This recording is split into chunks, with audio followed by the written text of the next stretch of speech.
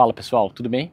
Nos vídeos mais recentes do canal eu postei uma série de plantas que começaram a florescer bastante agora com a chegada da primavera e eu recebi muitos comentários de pessoas perguntando como eu faço a adubação dessas plantas.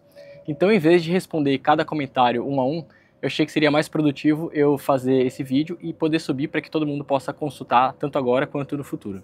Antes de começar o vídeo, eu queria só esclarecer que aqui eu estou falando da adubação de plantas herbáceas em vasos. Para arbustos e árvores, né, frutíferas, eu vou fazer um segundo vídeo que no futuro, quando eu postar, eu coloco o link dele na descrição aqui. E quando eu falo de plantas herbáceas, eu estou me referindo às plantas comuns com flor que a gente cultiva em vaso, né? Plantas que não têm caule lenhoso, que tem o caule mais macio. Então aqui eu tenho alguns exemplos, Euphorbia, Angelônia, Petúnia, tudo isso são plantas herbáceas e é a elas que eu estou me referindo aqui. Eu vou dividir esse vídeo em duas partes. Primeiro eu vou direto ao ponto e falar quais produtos eu uso, qual dosagem e qual frequência, e depois eu vou falar quais produtos eu não uso e explicar por que eu não uso eles. Começando então pelos produtos que eu uso. São 3 produtos, os 3 estão aqui. O primeiro é um adubo solúvel em água, da adubo NPK. O segundo é um adubo de liberação controlada. E o terceiro, que talvez seja mais desconhecido, é o ferro quelatado. Vou falar então um pouco sobre cada um deles. Começando então pelo principal, que é o adubo NPK solúvel em água, que é esse aqui. Eu estou usando hoje em dia o adubo 20-20-20 da marca Plant Prod, mas eu já usei anteriormente o 20-20-20 da marca Peters. E uma outra alternativa que vocês podem usar, se vocês encontrarem, é algum adubo 20-10-20, também é outra concentração que eu já usei antes. Esses adubos todos que eu comentei, essas marcas, são adubos de uso profissional. E aí eles têm uma série de vantagens em relação aos adubos de uso amador. A primeira, que para mim é a mais importante, é a solubilidade em água. Esses adubos, eles não deixam nenhum resíduo quando você faz a mistura em água. Então não sei se vocês já usaram adubo em sal. Quando você mistura ele, joga o sal na água e mistura, muitas vezes fica um resíduo, e se você joga na terra, esse resíduo fica na terra. Isso pode gerar queima das raízes, aumento da salinidade do solo, e esses adubos não. Você mistura na água, se você usa a proporção correta, não fica nenhum precipitado, ele dilui completamente. Outro motivo para usar esse tipo de adubo é a qualidade superior das matérias-primas, né? Então, tanto os macronutrientes são superiores, quanto os micronutrientes, principalmente os metais, geralmente são quelatados. Nesse aqui que eu estou usando, eles são quelatados, que...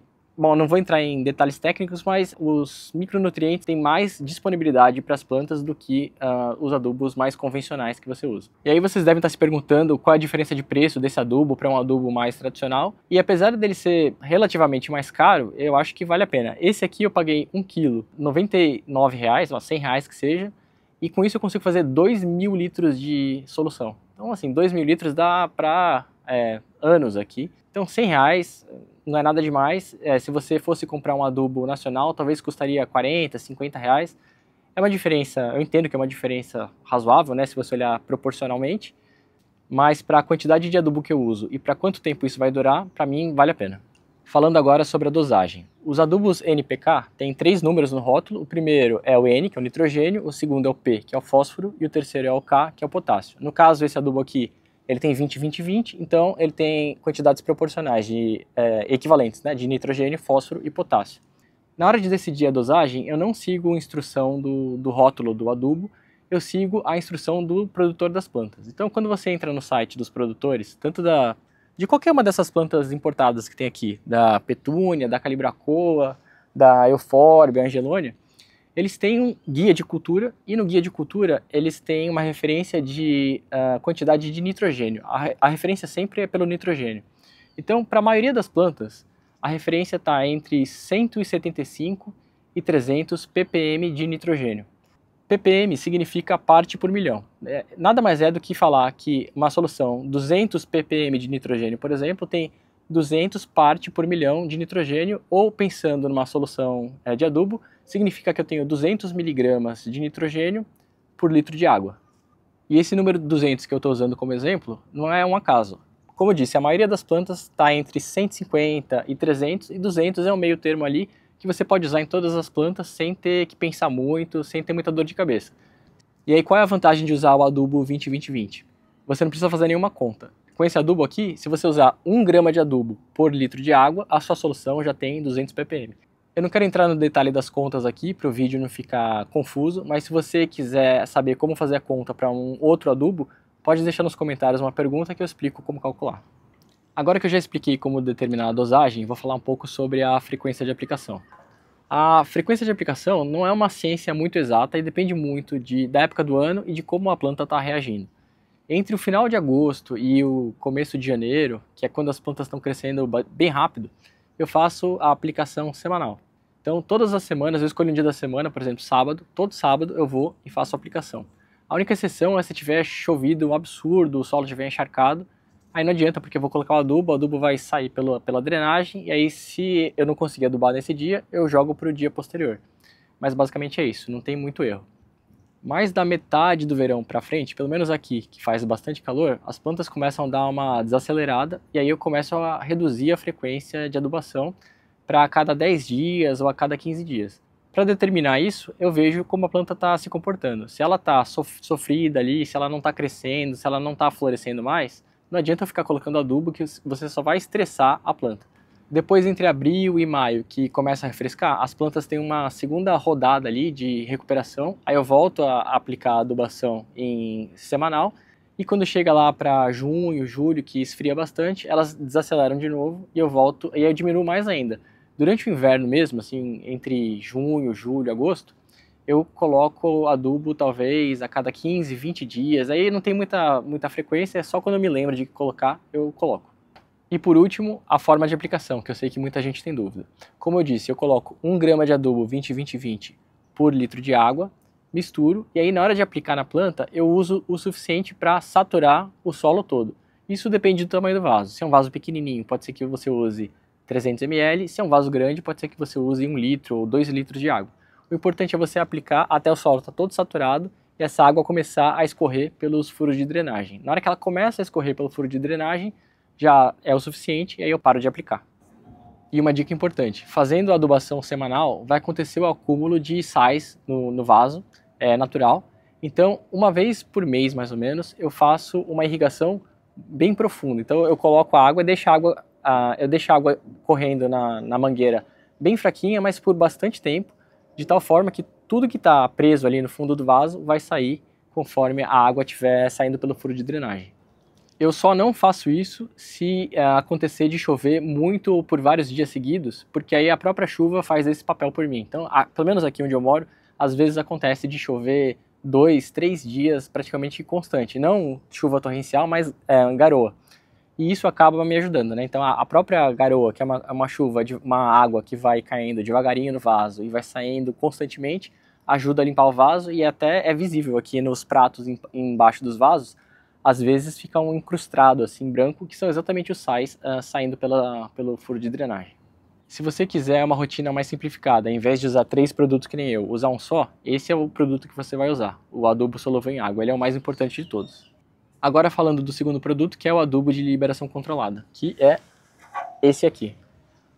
O adubo de liberação controlada, para quem não conhece, eles são alguns grânulos que tem adubo dentro dele e ele funciona através da água e da temperatura. Então ele vai ficar misturado no substrato, a água vai entrar nele e o adubo vai sair. E a intensidade de que o adubo vai ser liberado no solo depende da temperatura. Então quanto mais quente, mais adubo é liberado. Quanto mais frio, menos adubo é liberado. Eu aqui no caso uso sempre o Osmocote Plus, que é a formulação dele é 15,9,12, mais micronutrientes. Eu estou usando esse adubo faz vários anos em vasos, então como eu uso bastante, eu tenho o saco grandão de, sei lá, 20 quilos, porque acaba saindo mais em conta para quem vai usar muito. Mas se você tem poucos vasos e vai usar uma quantidade menor, eu sei que a Forte vende esse adubo no Brasil como Forte Coat, mas nada mais é do que o Osmocote reembalado. E acho que eles têm embalagens de 150 gramas e de 400 gramas ou 500 gramas. Eu vou colocar os links aqui na descrição do vídeo. A grande vantagem de usar o adubo de liberação controlada é que no intervalo de dias que você não está fazendo a aplicação desse outro adubo, a planta tem um suprimento ali constante de macro e micronutrientes que ela pode usar conforme a necessidade.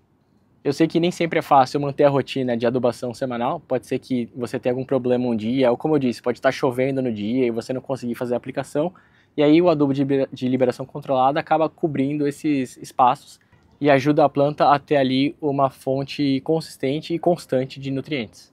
Sobre a dosagem, eu uso mais ou menos 2 colheres de sopa por planta. Tem algumas regras por litros de substrato no vaso e tal, mas eu não sigo muito isso. Eu uso 2 a 3 colheres de sopa por planta, e aí depende da planta. Uma planta que tem crescimento mais vigoroso, que nem essa petúnia aqui, eu coloco 3 colheres de sopa. Uma planta que cresce mais devagarinho, eu coloco 2 colheres de sopa. A chance de você queimar raiz ou prejudicar a planta por excesso de adubo com esse adubo aqui é muito, muito baixa, porque a liberação é muito lenta, muito devagar. E sobre a frequência de aplicação, eu faço primeiro a mistura do adubo no substrato no dia, no momento do plantio. Então você joga 2 colheres de sopa, mistura no substrato e faz o plantio da planta. E aí tem algumas formulações de Osmocote. Tem 3 a 4 meses, 5 a 6 meses e acho que 9 a 12 meses, alguma coisa assim. O que eu uso é 5 a 6 meses, mas os 5 a 6 meses é uma referência, um período de referência para uma temperatura de 21 graus. Como aqui no verão, principalmente, a temperatura é muito mais que isso, ele não dura 5 meses, ele dura ali 2 a 3 meses. Então, a cada 2 a 3 meses, quando eu me lembro, eu vou e pego e coloco mais 2 colheres de sopa e tento misturar na camada superior do vaso. Eu evito deixar o adubo exposto ali na parte superior. Eu sei que conforme a planta vai se desenvolvendo e ela vai enraizando, começa a ficar difícil você misturar no solo, mas aí eu tento colocar na lateral, assim, e dar um jeito de cobrir o Osmocote com substrato. E agora falando do terceiro produto, que é o ferro quelatado. Esse produto aqui, muita gente acha que não vai estar familiarizado, mas basicamente isso aqui é ferro puro e o fato dele ser quelatado ajuda ele a ter mais disponibilidade para as plantas. E esse aqui é o EDDHA. Esse ferro EDDHA é um que está disponível para a planta independente do pH do solo. Então, em vasos, é muito difícil você ter o controle do pH. Eu nem tento fazer ajuste de pH porque é super complexo, eu não tenho a capacidade, não tenho um instrumental para fazer isso e nem tenho interesse em fazer isso. Mas quando é útil isso aqui? Quando você está com deficiência de ferro. E eu não sei para vocês, mas isso acontece ocasionalmente aqui para mim, eu não sei nem dizer o motivo, mas acontece. A deficiência de ferro, a característica mais comum dela é quando a planta está com a folha amarelada, mas os nervos ali da planta, estão verdinhos. Eu vou pegar alguma folha aqui de exemplo e coloco uma imagem para vocês identificarem. E para mim acontece bastante. Eu não sei se é algum desbalanço de pH no solo que segura o ferro e ele, apesar de ele estar no solo, ele não está disponível para a planta, mas acontece bastante aqui comigo. E quando você faz a aplicação desse ferro, a planta consegue usar independente do pH do solo, independente do ferro que já está preso ali no substrato. Esse aqui tem alta disponibilidade para a raiz da planta. A dosagem, então, é mínima. Eu coloco meia colher de chá por litro de água, mais ou menos. Talvez até um pouco menos do que isso. Ele faz um líquido, eu não vou fazer agora, mas ele faz um líquido bem vermelho.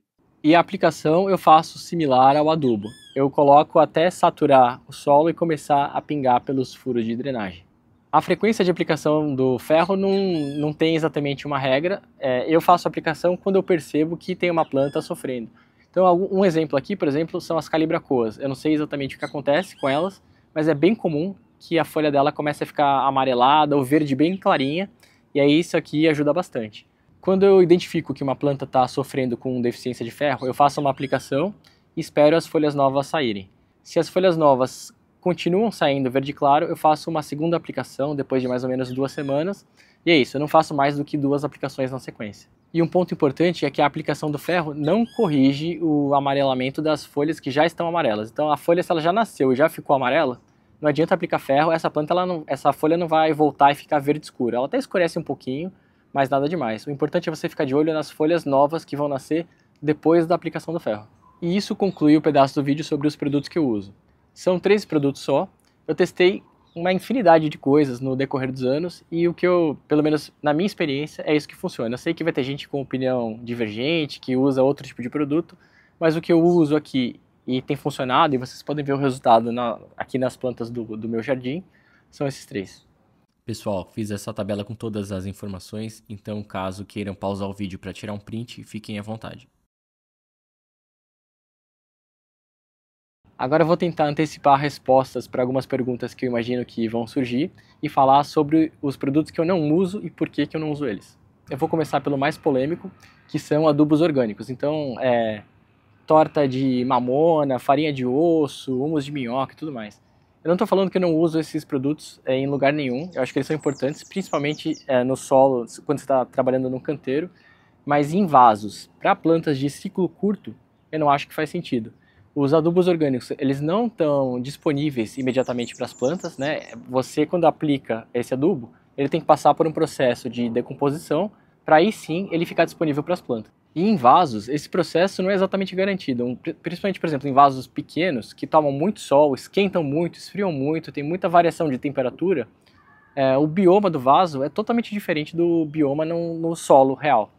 Então pode ser que você coloque ali, demore uma eternidade para o adubo orgânico virar um adubo mineral disponível para que a planta possa usar. E para uma planta que vai durar 6 meses, 8 meses, até você começar a colher os benefícios do uso do adubo orgânico, a planta já vai estar no fim do ciclo dela, você já vai estar removendo. Para plantas perenes, de vida longa, como árvores ou arbustos, a situação é diferente, aí eu faço uso de adubo orgânico. Mas para plantas de ciclo curto e que precisam de muito adubo com muita frequência, para mim não faz sentido. O segundo e terceiro produtos que eu não uso estão ambos exemplificados aqui. Esse aqui é o Forte Flores. Então, falando o que eu não uso. Primeiro, adubos com o segundo número muito alto. Então, N nitrogênio, P fósforo, K potássio, o segundo número fósforo muito alto. Então, nesse caso aqui, por exemplo, esse adubo tem 6, 18, 12. Então 6% de nitrogênio, 18% de fósforo, um número super alto de fósforo. Isso é muito comum em vários adubos indicados para floração ou para promover floração. Isso é um mito super antigo de que as plantas precisam de muito fósforo para florescer.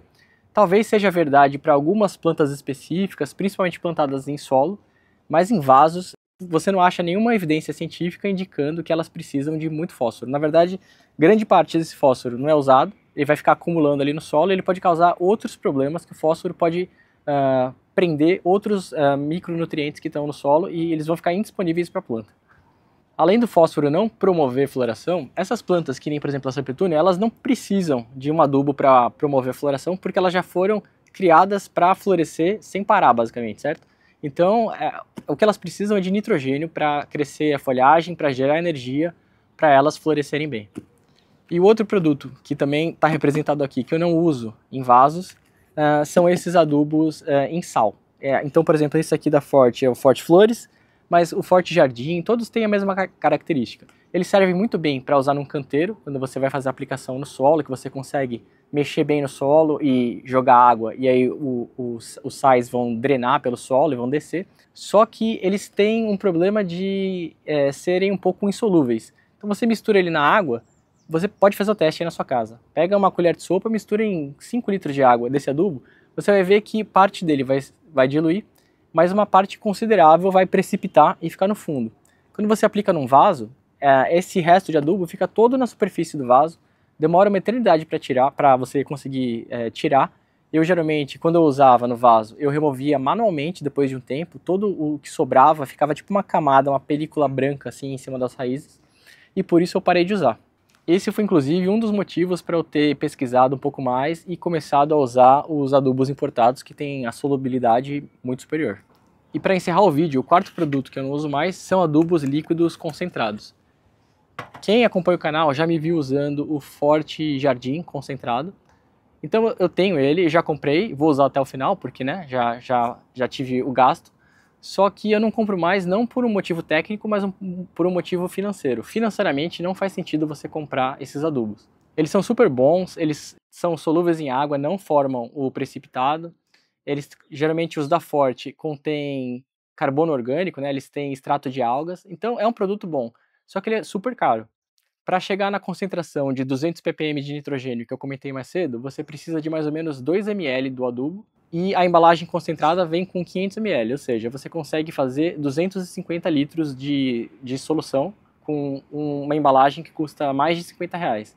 enquanto com o adubo em pó, que eu mostrei mais cedo, você faz 2.000 litros de solução. Então você faz 10 vezes mais solução com adubo em pó pelo dobro do preço. Então, no final das contas, o adubo líquido da Forte, ou qualquer um desses concentrados, eles são bons, eles funcionam bem, mas o preço final que você vai pagar pela solução que você vai fazer é muito mais caro, então não faz sentido comprar. E é isso, pessoal, passei por todos os produtos que eu uso. Se você quiser priorizar prioriza o adubo Solovan em água, mas se você estiver usando plantas que são muito exigentes na floração, como por exemplo a petúnia, eu recomendo você também usar o Osmocote. O ferro quelatado depende muito das suas condições. Se você não tem as folhas amarelando, você não precisa usar, mas se você tem, ele é a solução mais eficiente para resolver esse problema. E dos produtos que eu não uso, eu dei minha explicação aqui pessoal, porque eu não uso eles. Tem gente que provavelmente discorda e usa, mas essa é só a minha opinião. A adubação é super complexa, tem milhares de formas de fazer e não tem um certo e um errado. Tem só o que funciona para você e isso é o que funciona para mim. E como vocês podem ver aqui e nos vídeos, tem dado resultado. Se você gostou do vídeo e foi útil para você, lembra de deixar uma curtida, porque ajuda bastante o canal. Eu vou colocar todos os produtos que eu comentei aqui e todos os links na descrição abaixo para facilitar a vida de vocês, caso alguém queira comprar alguma dessas coisas. E se restou alguma dúvida, se tem algum ponto adicional que vocês queiram falar, pode colocar nos comentários e pelo menos uma vez por semana eu tento tirar um tempo livre para responder todos os comentários que o pessoal deixa aqui nos vídeos. Por enquanto é só e até o próximo. Valeu!